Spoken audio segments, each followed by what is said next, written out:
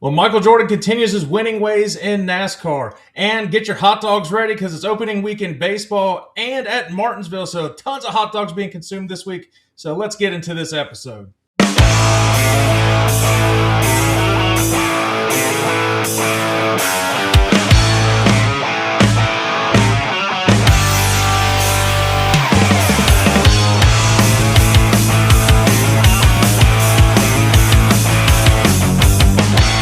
Welcome back, everybody, to ZB's Horsepower Talk. As always, I'm ZB, Zach Brown, and join with me back again this week, my dad, former 410 sprint car crew chief and mechanic, Jeff Brown.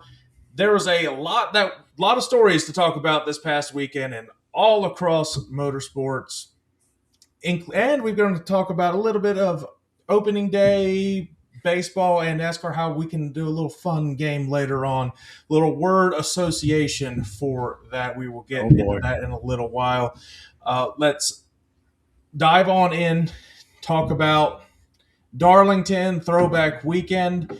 Interesting storylines that have come out. Tyler Reddick, who was your pick, gets his fourth win of the season, and we were texting back and forth. And this is the fun thing to talk about. And it's all fun and games what we talk about, and what we have, there's no evidence of anything. It's just fun to talk about. Yeah. But, and then we've seen this in NASCAR throughout history, and it's always fun to point out that certain things may or may not be rigged. Of course, we have no evidence of that. Most people are going to say it's rigged. And again, let's just say it's awfully convenient. Yeah. So again, Tyler Reddick, and Tyler Reddick wasn't just the winner. He absolutely dominated. They had 2 or 3 issues throughout the entire race. They changed the whole battery, and they still made up ground and were about a half a second faster than the second place car at the end of the race, which is Brad Keselowski, who also had a rocket ship. I think Priest had a decent day, but RFK had a really good day too. At one point, they were all right there and solidly in the top 10. If you think about it, a couple years ago, 2 years ago, Keselowski had won the Southern 500, and Chris Buescher was contending for the win in that race. So RFK knows how to get around Darlington. That's one of their really good tracks. But Tyler Reddick is the story. Toyota's the story. How much faster they are than the competition right now. Now, Bubba Wallace was going to be the second place car in that race. He was fast too. He just got caught up in a wreck because of pit road issues. Now, people were like, "Well, why isn't Bubba getting the treatment from NASCAR?" That's the argument against the whole conspiracy that it's rigged. Well. But they did qualify 1 and 2. Well, let's just say there is one, and again, we're not saying there is, but I mean, if there was one, the only thing NASCAR could do is give them, I guess, a slightly bigger spacer in the fuel injector than other ones. They could have a horsepower advantage, and they were all saying, "Oh, pass lighter." They're all like, "Well, pass inspection." I'm like, "Yeah, well, NASCAR regulates this inspection, so they can always play it to what they want to." Again, there is nothing pointing towards it besides just utter domination. You still have to go out and do it. Well, I would be more convinced that it was just a coincidence if Tyler Reddick had 8 wins in his career before this year. Yeah. Now he has gotten half of his career wins that he had before just this year already. I'm not saying he's a bad racer, but he's never dominated the sport. He's decent. He's a good racer. He's a Xfinity O'Reilly champion, whatever you want to call it. But he's never been the greatest racer in the history of NASCAR. And now it looks like it's Richard Petty from the 1960s and 70s, just domination right now of every track they go to. Just convenient. But I will say this, Toyotas have always been really solid at the 1.5-mile type racetracks. Yeah. Overcoming what he did at Darlington is quite remarkable. And we were talking about that's not the type of, that's not like a Daytona where you catch a caution, you're back on the lead lap. And, usually you get down a lap in Darlington, you're screwed. You're not going to get back from that easy. And that thing was just blistering fast. And then Ryan Blaney was also really fast. His pit crew just sucks. they're ranked 34th out of 36 or something like that. Yeah, I don't know how Penske don't be like, all right, we got to, he's by far our fastest car. Let's give him a pit crew. It kind of reminds me of Kevin Harvick from when he was racing. It was always his pit crew screwing something up. Yeah, it was just Kyle Busch's all the time. And I mean, I expect there to be some sort of change. Penske's not going to let that go for much longer. Whether they just swap crews, and because there might just be a team chemistry issue, and that a lot of times happens. And what they do, they practice with the other tems too. Yeah. And I'm sure they have ways they can interchange people because sometimes they all work. Just a change is good for everybody. It's I'd expect it before long. If this continues, I would maybe even after like Easter break, since they have off that weekend, it would not surprise me if they do a change there. The thing that is surprising, well, I guess not surprising, but Chevys, they've been okay. Not at Darlington. They were not good. They fell off hard. Larson fell off hard. Byron was the highest finishing Chevy, if I'm not mistaken. He was Carson Hocevar. Hocevar. But now NASCAR took that car back for another inspection through. So I guess they're looking again, make sure something wasn't weird there. I'm like, okay. Hey, maybe Dale was in there driving with him. That thing was sharp. That looked good on the track. It really did. But Chevys overall, they just have not figured out this whole new body situation. Yeah. I don't know what it is. Now, Spire, surprisingly, arguably, has been keeping up with Hendrick just as good. So maybe they figured it out a little bit more. Yeah, they will continue. Suarez is outrunning the Trackhouse cars in the Spire car. Mm-hmm. They will continue. Speaking of Trackhouse, we'll talk about that in a second, but that you will see the Chevys continue to improve. They're going to get wins this year. It's just a matter of time until they get. This is a good weekend to really. It's a good weekend for Chevy to really see if they can figure stuff out. And I don't think that has anything to do with really the body styles for Martinsville. I think you'll see some short track success with those cars. I think it's just more of the bigger mile-and-a-half tracks, drafting tracks that they really have to figure something out. But Trackhouse, one thing I will say, they gave the horsepower and lowered the downforce at Darlington. I thought it was going to make it a better race. It did not. It didn't change. These guys, I don't know if they're just that good or what's going on, but there are no cautions. Cautions just make better races. I expected tires to get blown, but I mean they were wearing, but it. Yeah, they're saying the O'Reilly Series is a better race than the Cup Series. Well, I'll discuss that too. But Trackhouse, my surprise this year, Zilich just can't figure it out right now. They are really struggling. Chastain really hasn't been up in the mix too much. Cars just aren't that fast. No, they are struggling. SVG ran well. Well, they did run. They've done well at the drafting tracks. Of course, you've seen a lot of Cinderella stories in drafting tracks, so it's hard to really place that for anything. I expect all the Chevys to get better as they continue to learn what this whole new body style is. I talked about it last week on last week's episode. When they were in Vegas, the manufacturers met with all team owners and I guess the executives of the teams to discuss what the new body style is going to be in 2027, because it looks like Chevy is about to unveil a new sedan that they will be sending out to the public. So that will be the body style that NASCAR will have for next year. Nobody knows anything about it. They have not announced it formally yet, but the teams are aware of what to expect next year. So at least they are informed about what's kind of going on with that. But I know there was a whole either GM or just a Chevy convention in Las Vegas that they talked about all that. I don't remember where I saw it. It might have been on just the Fox broadcast or one of the side shows that I was watching it about. But that'll be interesting to see. Based on timelines of what I've seen GM and Chevy do, it would not surprise me if they try to bring back the Monte Carlo or the Malibu and try to have that as the new. I don't know if they'll bring the Malibu back because they just discontinued that one. Yeah, come on, Chevy, just bring back the Chevelle. Let's just do it. Yeah, that's never going to happen.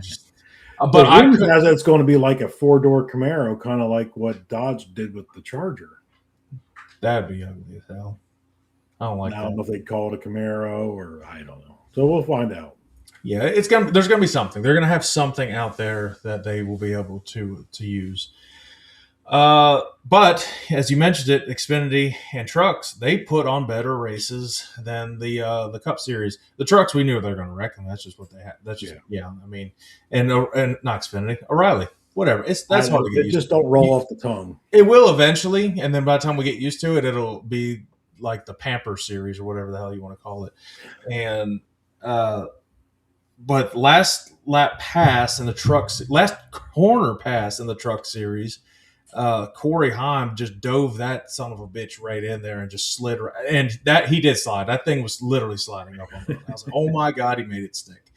That was a fantastic race. And I think who'd he pass? Chastain, wasn't it? Yeah. That's right. I knew it was a Cup guy. I'm like, it wasn't Hocevar because Hocevar had an issue. Yeah, Chastain dove it in front, and Chastain. I mean, he couldn't do anything. He did. Yeah. Heim had fresher tires, but he was a half a second behind going into that final lap, and he just mowed down Chastain and it stuck. It didn't hit the wall. It was great. That was an exciting finish. The O'Reilly series, it was a good race throughout. They had enough cautions to mix it up. And I'm not saying I want people to crash all the time, but cautions lead to really good restarts. Yeah, and that's don't be crashed, some kind of debris, tire air. You know what I mean? Just because the restarts are what's exciting for the first fire. When they just get strung out like that. It's different from where sprint car racing is because when you hit lap traffic in sprint cars, it's not a big enough. It's right. Sprint car tracks aren't big enough to you can maneuver around easily by lap traffic, and there's a wider track to do. No, you literally get stuck, and which is what we might see in Martinsville this week, which might bring some decent racing, especially. I was just getting ready to say, now Martinsville, you kind of want the opposite. We want to see the long runs where they're in the lap traffic, and all of a sudden you got a 2-second lead. You get behind two cars now side by side. You have a no second lead. It's gonna be damn crash fest in Martinsville now, isn't it? Yeah. I was but and then Allgaier prevails in the O'Reilly series. I thought Larson had a good. I don't know what happened to him. I changed it and came fell off in both races. He really did. He fell off in both races. I thought Christopher Bell was going to contend to be the sweeping the whole weekend. He was decent at best overall, and it's just surprising. It's just some Toyotas are clicking more than the others. Maybe the ones that were put on the actual litigation. But we'll get past that point. Obviously, before we get into fuck it, let's get into Martinsville and finish up NASCAR. So Martinsville is all about hot dogs. It is opening week in baseball. Actually, we're recording it is opening day. Phillies play on Thursday, so this it's probably best that we record it now before I start getting pissed off about the Phillies season, how much they're probably going to stop. Game one, man. Calm down. No, there's not enough games to make up if you lose one. There's only 161 after that. I've really gotten in more into baseball because of Chandler getting into baseball. And then the USA baseball, that really helped get you excited. It's like America. And that was pretty awesome. So I want to do some word association with these drivers I'm going to put on the screen.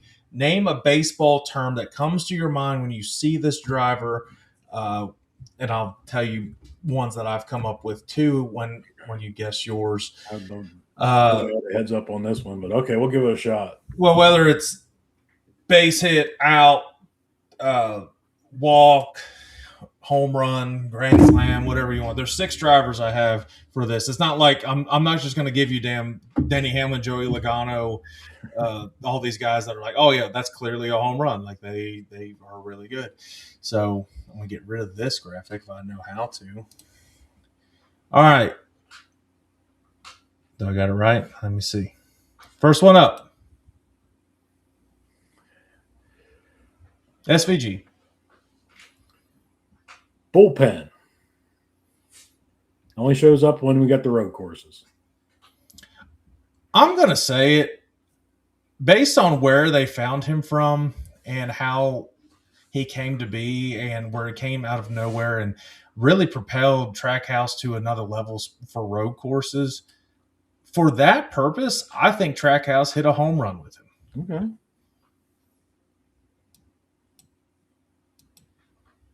Ty Gibbs. Triple A. Not quite, even though he's doing pretty good this year, he's just not quite there yet. I say he's a foul out. I think he needs to go back to the minors. Yeah, so kind of both of ours work there. Yeah.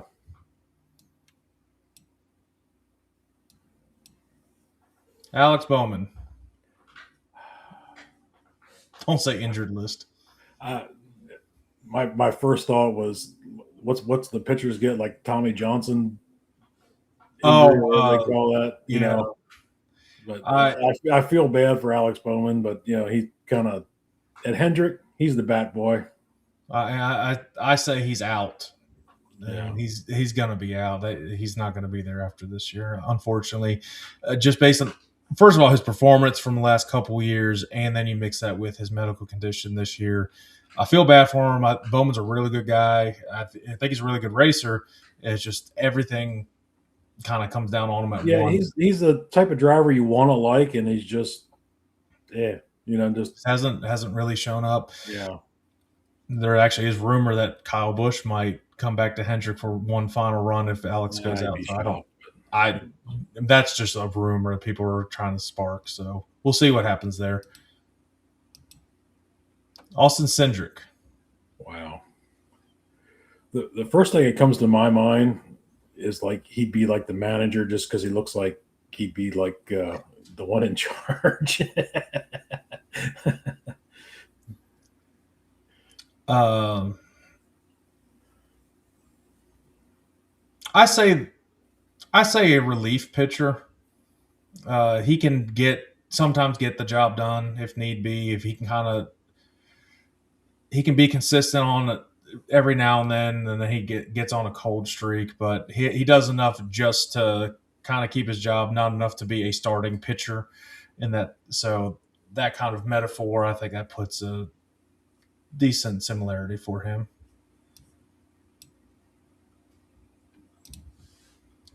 Ryan Preece. Wow.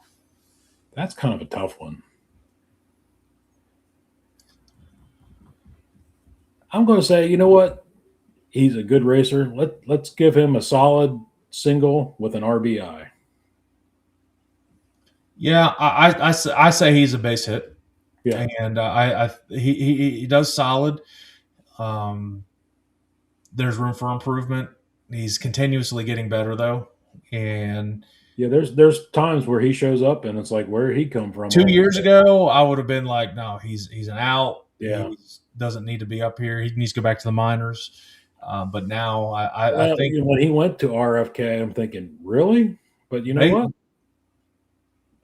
I don't disagree with their. Well, that's a testament to Brad Keselowski too, putting them back kind of on the map. And the final one, this should be easy.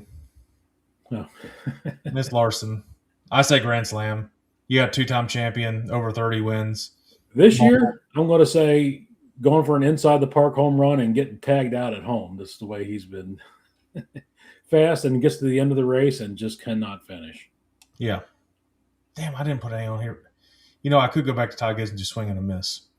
I didn't even think about that. Swing batter. Yeah. Well, that does. I thought a little fun word association, just being that it is baseball opening week.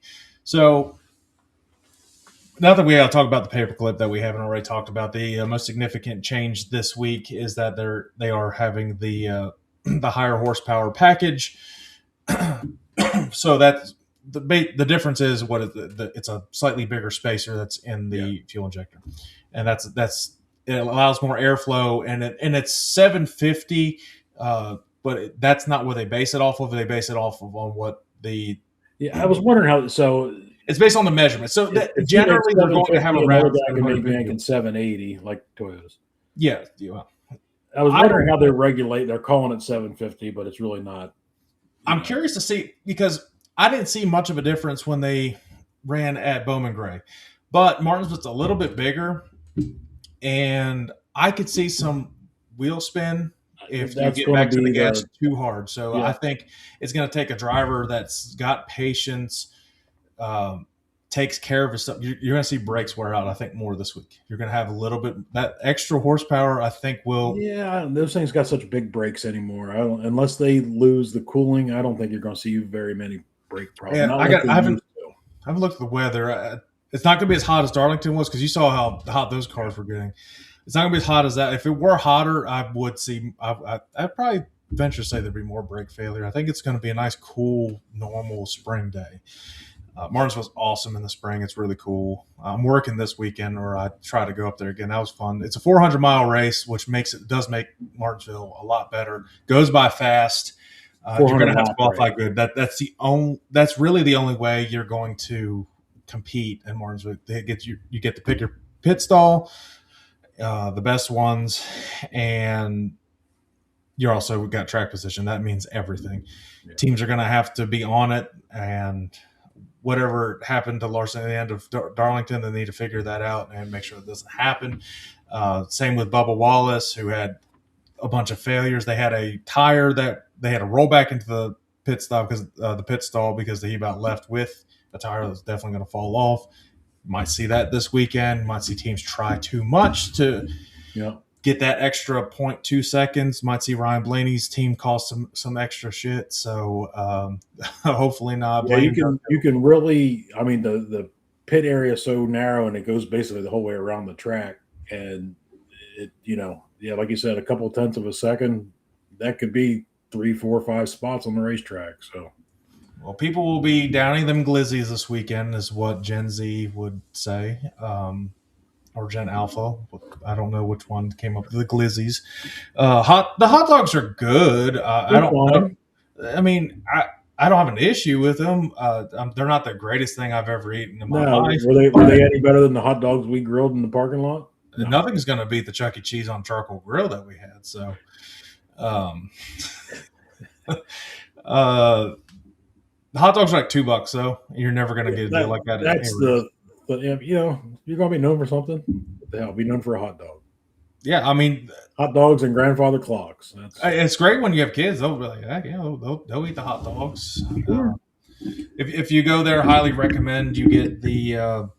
If you bring a kid, get the hot dogs, get the headset, and get the headset that you can actually talk to your kid. That they love that stuff. They think that's really cool. They think they're actually talking to the drivers. So do that. Makes it go by. If you have never been there with a kid, that makes it go by a lot better. They actually have a really decent kids zone. So if you get there earlier in the day, it's an afternoon race. So get there in the morning, go explore the kids zone. That they'll have a lot of fun. There's a lot of stuff to do. There's Legos you can build there. Martinsville does a good job. It's like an old school type of feel. With everything, and that's what Darlington is too. So those are two really good tracks back to back to race at for NASCAR. Nothing left to preview, but our NASCAR fantasy, which everybody's learning once again that mom should just compete in a professional fantasy NASCAR league because she's just pulling away. I was winning the whole day by a lot, and then Kyle Larson says, "Hey, I'm going to hit the wall." Yeah, Bubba Wallace hurt me. He was running good. It wasn't a bad pick. It was just unfortunate. I expect him to do better. Christopher Bell didn't really have a good day. Larson costed me. It was just a shit show. Well, I got to make up for this week. So NASCAR fantasy heading into Martinsville, I'm going to give my picks because I feel like I need some redemption here, for my conscience.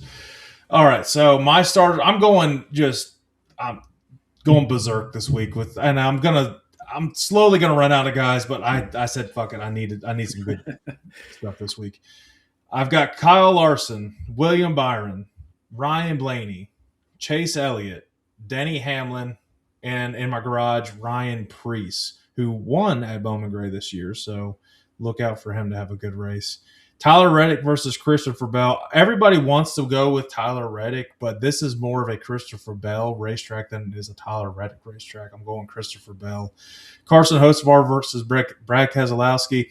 I think Hocevar is going to be very aggressive in this and piss a lot of people off, but I think he's going to have a good run. So I got Carson Hocevar. William Byron versus Kyle Larson. I'm gonna edge it to Larson in this one. Yeah, that one's tough. That's a tough toss up right there. And Bubba Wallace versus Joey Logano. Bubba does go well here, but I've got Joey. I think he'll have some redemption from Darlington to run fairly decent this week. Go ahead with your fantasy lineup. Right. Well, we're actually pretty close. So I went heavy on the Hendrick. So I got Chase Elliott, Denny Hamlin, Kyle Larson, William Byron, Chase Briscoe, and in the garage I got Ryan Blaney. I put him in there because I don't want to use him if I don't have to, but pretty good chance Ryan Blaney gets in my lineup before end of stage 2. So, like you on the top 2, I have Christopher Bell over Tyler Reddick and Carson Hocevar over Brad Kay. And the bottom 2 is where we differ. How do you go against the 24 at Martinsville? I got William Byron on the edge of that one because I'm not jinxing Larson. And I do have Bubba over Joey Logano because Joey pissed me off last week because I had him in the lineup. I had to take him out. Yeah, the matchups are harder this week. It's definitely not a where the fuck? Oh, there it is. It's definitely not an easy look as it. Well, it wasn't easy last week because everybody wanted to screw me over, so it doesn't matter. So our race winning picks for Martinsville, I think this is where Chevy starts having good runs, and obviously you're gonna if you have a good run this week, you're off for Easter weekend next weekend. But I think this is where Chevy starts turning it around. It's a short track, so they still have more time to adjust on their 1.5-mile tracks. But I like specifically Hendrick in this race. I like Chase Elliott in this race to win at Martinsville. Neither me or Mom are going with Chevy. Mom picked Denny Hamlin, so good job, Denny. Probably won. I'm going to go with Ryan Blaney. I'm going to assume his pit stops are not going to completely suck this week. If he has a good enough qualifying effort, it will be less in the crew's hands that they have to worry about. Honestly, the best thing they could do is slow it down for like a half a second if they need to give up a spot or two from pit road. That's not as catastrophic as losing 18 damn spots. Yeah. That's costed him races. You can't make up if you have catastrophes at Martinsville. You just can't make up that ground, especially a 400-mile race at Martinsville. 400 lap. 400 lap. You know what I mean? That'd be 800. That'd be 800 laps. Yeah, that'd be insane. You only have 400 laps instead of 500. It's going to go by way too fast. You can't have any failures. 500, you can maybe get away with an error early on. It's hard to make it up in a 400-lap race. Now, let's stick to asphalt. We'll end with sprint cars. NHRA had some good racing in Arizona. That was their second week. I actually caught that in the midst of March Madness. And the thing that really impressed me this weekend and the talk of the entire weekend is Ron Capps, specifically Ron Capps' team. That team, this is what the car looked like after the quarterfinal race when they won. It was gone. It was dead. The car was destroyed. It wasn't just an engine, because if you try to switch out an engine, they do that all the time. They're used to doing that. Yeah. But he did get into the wall. It was electrical equipment. It was chassis stuff they had to work on. They had to work on the body. They had so much stuff. Well, they rolled out another car. Oh, they did? Yes. Okay. Well, they had an hour to get a car ready, race ready. Yeah. Not only did they get it ready, they didn't even get it. They said they didn't even get heat in the engine before they got it up onto the track. Which I want to give a shout out. I believe it was Paul Lee was going up against. He was already in the staging lane, and he waited for Ron Capps. He didn't have to. Yeah. They could be like, "Hey, I'm ready." Too bad, that's.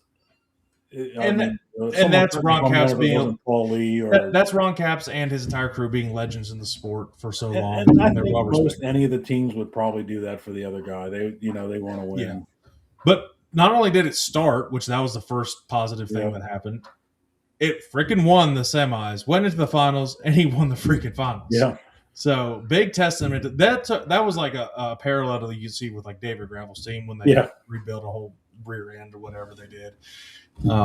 But that might be Schuhart's team that did the whole rear end that day. But David Gravel's team changed out a whole car before under a caution. So yeah, awesome job for Ron Capps. I think it's been a little bit since he's gotten a Wally, so that's good to see him early on in the season having good. Well, if you don't know, he owns the top fuel dragster driven by that. Her name's Maddie. I don't remember her last name. Yeah. She was in the. Was she in the? She might have been the semifinals. I think she got to the semi. She's been doing very well. I had no idea who she was, but I didn't know. A pretty blonde girl. I mean, she was on the.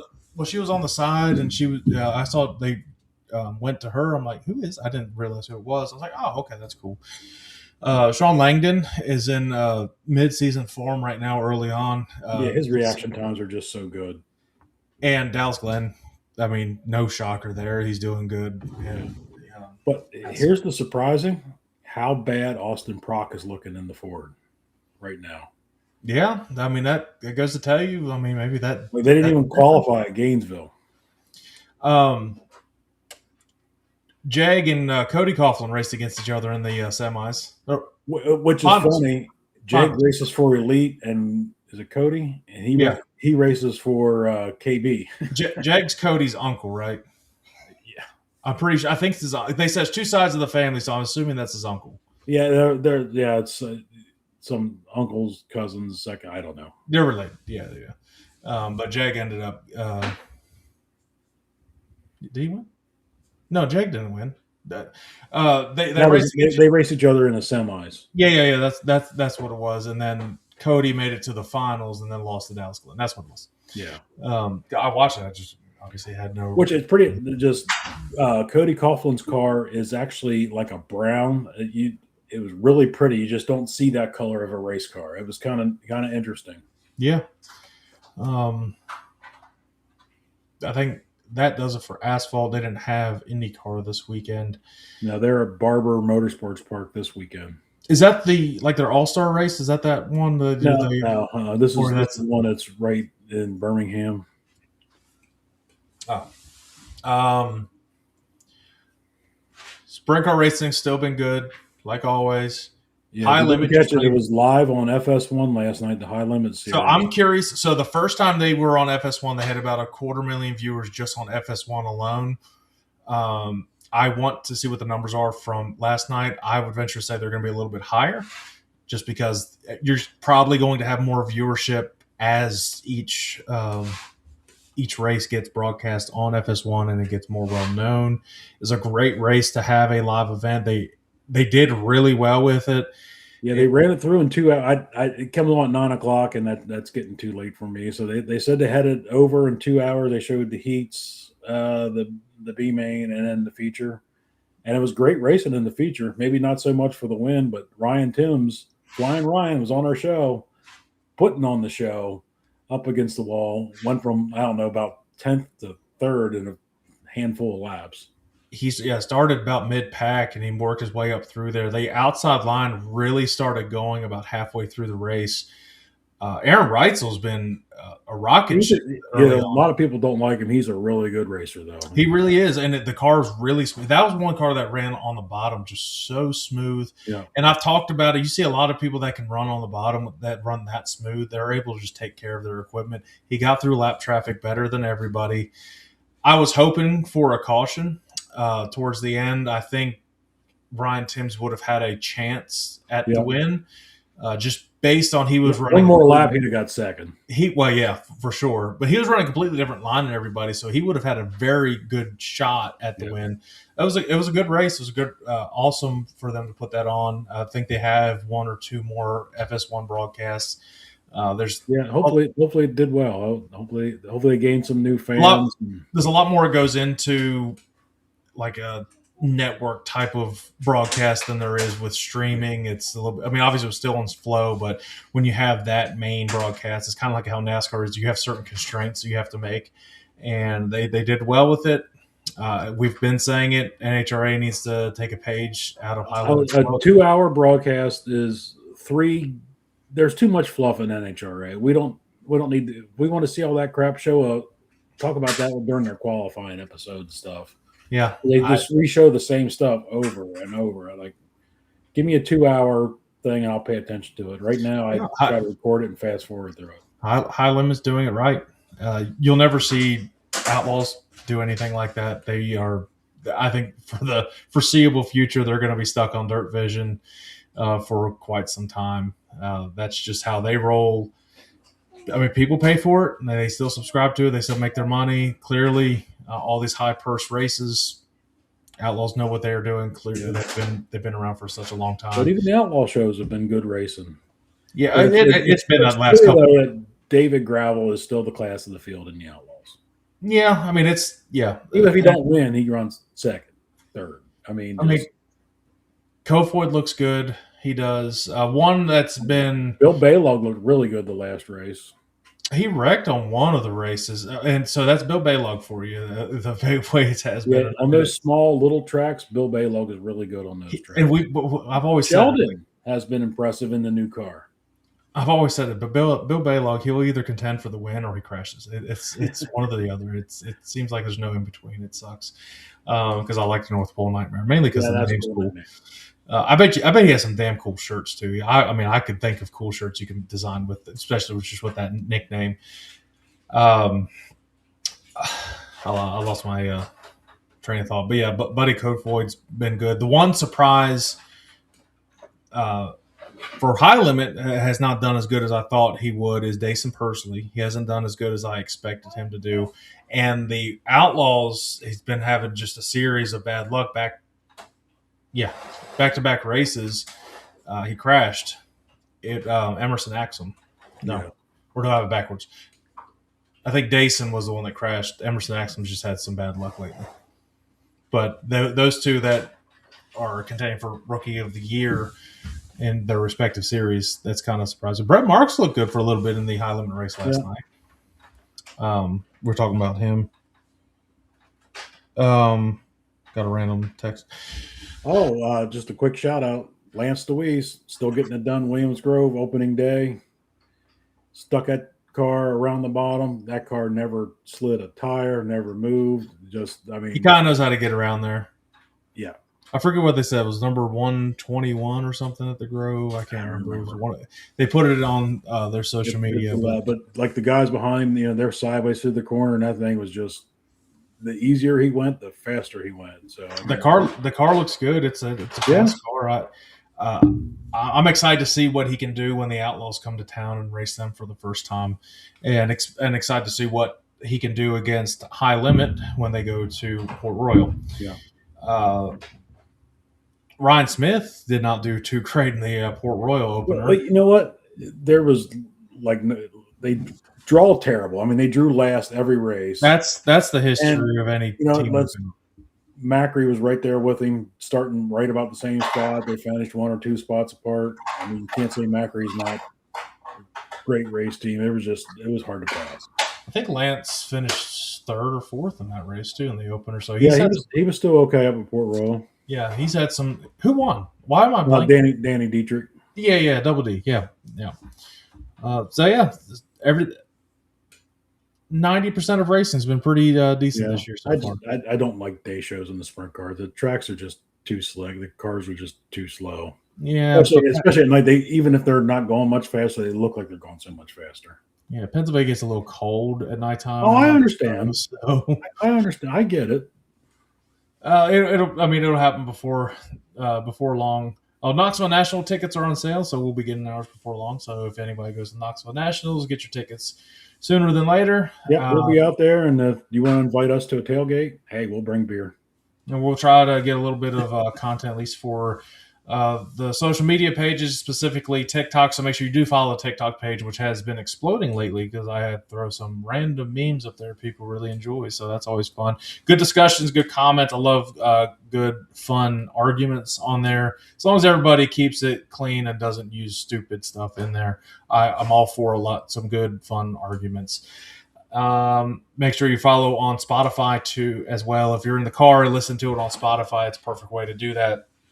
And also on YouTube, and you can follow the Facebook page too. So every Friday we're out, and we'll be back again next Friday. But till then, we'll y'all eat your hot dogs and see some home runs this week and see what happens at Martinsville. Don't forget the racers' bad luck. Peanuts. Peanuts for baseball, not for racing. Peanuts are disgusting. It's the worst. Yeah. Bye.